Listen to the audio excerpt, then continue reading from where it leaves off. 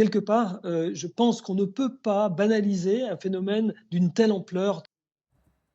Bonjour, Arnaud Chiche, vous venez souvent, nous Bonjour. voir sur le plateau. Est-ce que vous nous confirmez, ce que l'on perçoit dans les chiffres, à l'hôpital, que la pression, reste, modérée, hein, à l'hôpital, qu'il y a même des reprogrammations, d'opérations qui avaient dû être déprogrammées?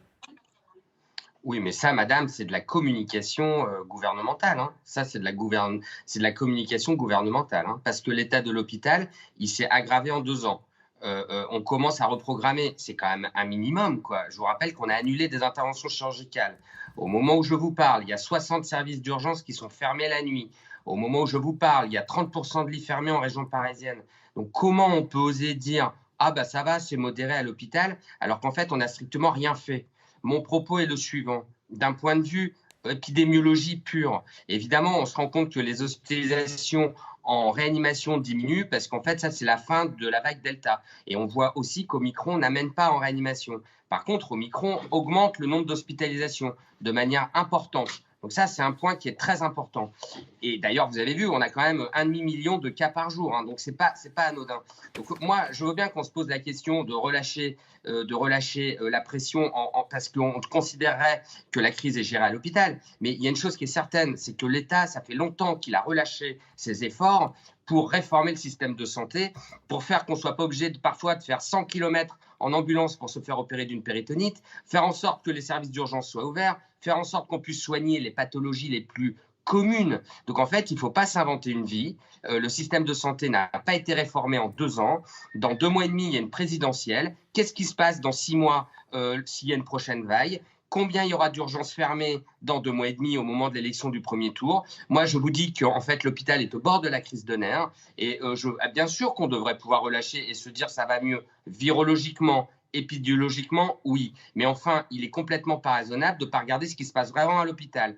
Et ce qui se passe dans ce pays au niveau du système sanitaire est un vrai scandale. De devoir déprogrammer des malades, c'est scandaleux. De devoir fermer des services entiers, des lits, par manque de personnel paramédical, c'est scandaleux. Et est-ce qu'il y a des choses qui ont été faites pour ça? Depuis 2 ans, rien du tout. Un Ségur de la santé insuffisant. Donc moi, j'attends les candidats à la présidentielle et je leur dis, arrêtez de vous inventer une vie. Votre bouclier sanitaire, il y a des trous dedans. J'adore mon système de santé, madame. J'en suis très fier. Je pense qu'on a beaucoup de chance d'avoir un système de santé gratuit, avec des vaccins, avec des traitements qui vont arriver. Mais il faut arrêter de raconter des bêtises. L'état de l'hôpital est très inquiétant. Ça fait 2 mois que des organisations comme le collectif Santé en danger le dit.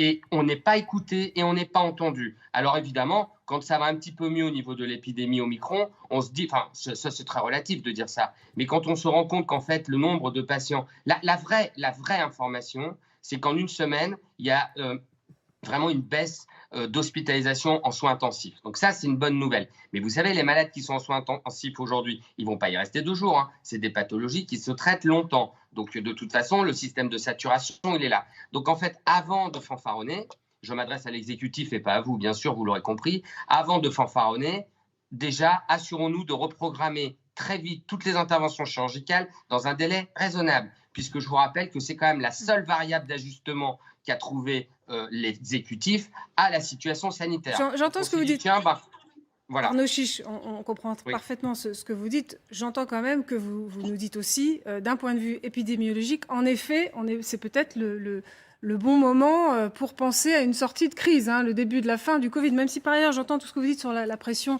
qui pèse notamment sur le personnel hospitalier, ce que vous nous dites souvent aussi, Gérald Kierzek. Ce que dit Arnaud, c'est qu'il y a une crise qui est structurelle, qui a été aggravée par le Covid, qu'il faut anticiper éventuellement une moindre goutte d'eau, parce que la moindre goutte d'eau, on est dans un tel vase qui est plein, un hôpital qui est plein, avec des collègues réanimateurs, avec des déprogrammations, avec des chirurgiens qui disent mais c'est pas possible, parce qu'on a arrêté des opérations à titre prévisionnel, parce qu'on est tellement tendu que les directions ont déclenché des plans blancs, etc.